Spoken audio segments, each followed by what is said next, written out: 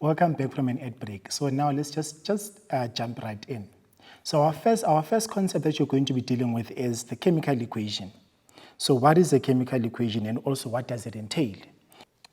So a chemical equation is written as an expression which is similar to a mathematics equation that can be compared to a recipe which a chemist follows in order to produce desired results. Now their job, they are to show the kind of reactants and products and their relative amounts in a reaction. So what does that mean? We need to have the relative amounts in a reaction in terms of the numbers written in front of all of these chemical formulas. So those numbers are called coefficients. And then the ones that you see at the bottom in red there, those numbers are called subscripts. Now, what is it? What are they in detail? What is a coefficient and what is a subscript? In detail, what they are. Now, a subscript shows how many atoms of an element are in a molecule. So a subscript, it shows how many atoms of an element are in a molecule. For an example, given this particular compound here, H2O, so that subscript 2 tells us that we have 2 atoms of hydrogen in the molecule of water, we have 2 atoms of hydrogen, and we also have 1 atom of oxygen. So that's what the subscript tells us.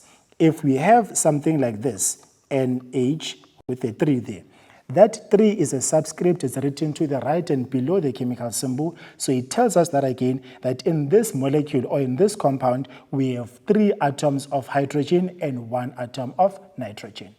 Now, what about a coefficient then? Now, a coefficient, it shows how many molecules there are of a particular chemical. So how many molecules do we have of this particular chemical? Again, looking at an example of water, we are saying this in this one molecule of water, we have 2 hydrogen atoms and 1 oxygen atom. However, if I were to put in a number in front of that chemical symbol, maybe to say 4, so it's going to be 4H2O. Now this 4 as a coefficient tells us how many molecules of this compound do we have. So that means in the example given to us here, the 3H2O, this 3 means that there are 3 water molecules. And each of those water molecules, remember, they consist of 2 hydrogen atoms and one oxygen atom. So this 3 determines how many molecules we have of that particular compound. Going back to the example that we made, if I were to put a 2 here, this 2 becomes my coefficient. Again, it tells me that we have 2 molecules of this compound being ammonia. We have 2 molecules of this compound, and then that compound consists of 1 atom of nitrogen and 3 atoms of hydrogen. So that's what those numbers tell us. So now, on this slide, what we have, those are typical things that we can actually find in a chemical equation. So we can sometimes find that we are given C to show our chemical symbol, or we can also be given a model to show that we have a particular atom in a chemical symbol. So if you are given a symbol or just a model, that simply means that you only have 1 atom of that particular atom, in this case being carbon. Then we can also sometimes be given just the O to show that you only have 1 atom of oxygen. Remember, it's denoted by just a circle with the model of oxygen, O. But if it's a molecule, and because we know that oxygen is a diatomic molecule, it exists as 2. So we're going to be given 2 of the same things or 2 of the same circles that are chemically bonded to denote that that is just 1 molecule of oxygen. If it's just 1 circle, it shows it's 1 atom. If it's 2 and it being a diatomic molecule, that shows it's 1 molecule. Then we can also have something like this, the CO, that we can compare to the CO2 and also compare to the 3CO2. If it's CO, that's now a chemical compound, which consists of now 1 carbon atom and 1 oxygen atom, now forming a carbon monoxide, which is our compound. Forming a carbon monoxide, again, as I've said, it consists of 1 carbon atom and 1 oxygen atom, and as we can see, they are different. Then when we have CO2 and comparing that with the CO, here we still have 1 carbon atom, but then now we have 2 oxygen atoms. Remember, the subscript or this 2 tells us how many atoms we have in a particular compound. So we have 2 oxygen atoms that we have in this entire compound. Now, what about if we add a number in front of the chemical symbol, like we did here with the 3?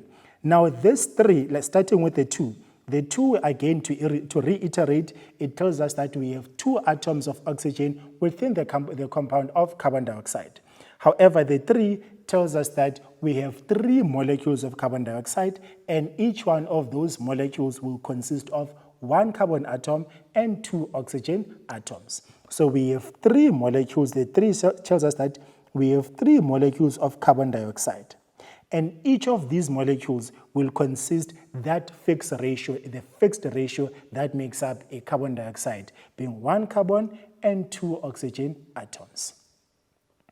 So, in a chemical equation, we know that we find the reactants on the left-hand side and the products on the right-hand side. The right-hand side of an arrow, the left-hand side of an arrow, that arrow denoting it's a react to form sign. So this is how we can express a chemical equation. We have this. Remember that the reactants and the products, they can sometimes be more than 1 on either side. They can be 1 or more than 1. And if they are more than 1, they will always be separated by a plus sign. Now, the arrow, it is equivalent to the equal to in mathematics. We know that when we describe the equation, we use the word yield or produce. We're not saying that the reactants are equal to the products. We are saying that the reactants are producing the products, or the reactants are yielding the products, or the reactants are reacting to form the products. So this can be equivalent to the equal sign, but when we describe the equation, we are not saying the reactants are equals to. The reactants, they can either yield, produce, or react to form, instead of saying they're equal, because they are not, the numbers, they're supposed to be equal, but when we describe the equation, we are not using the equal.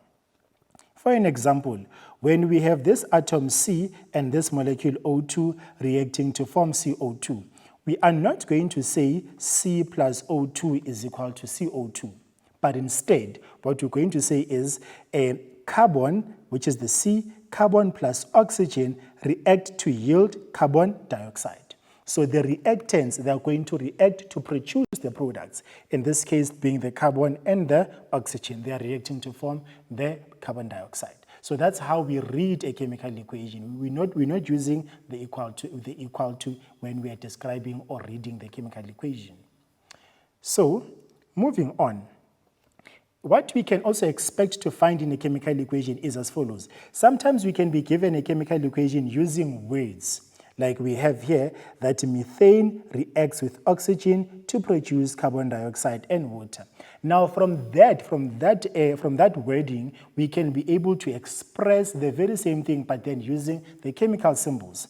Methane has a chemical formula of CH4. Remember, if it reacts with, that means it is added to plus. Plus what? Plus oxygen to produce. Remember, to produce, that's the arrow, to produce the carbon dioxide being the CO2 and water being the H2O. And thereafter we can balance, of which we are still going to do the balancing of the equation, which then means in terms of sketches and models, we have the C with the H's all chemically bonded to it, plus the oxygen reacting to form the carbon dioxide and water. Now, what does that tell? What information do we have in terms of the number of molecules? Remember the coefficients. In terms of the number, we have, by looking at the balanced equation, we're saying that we have one molecule of methane reacting with 2 molecules of oxygen, and they are reacting to form 1 molecule of carbon dioxide and 2 molecules of water. So this is a balanced equation that we are still going to do when we come back from an ad break. And then what you also need to remember is that when we are balancing the equations, or rather when we are talking about the chemical equation, this sign, we are not saying it's an equal to sign. We can't say CH4 plus 2O2 is equals to CO2 plus 2H2O. We're saying it is reacting to form or reacting to produce. So before we get to our next point, we're going to quickly take an ad break, and I'll see you just after this.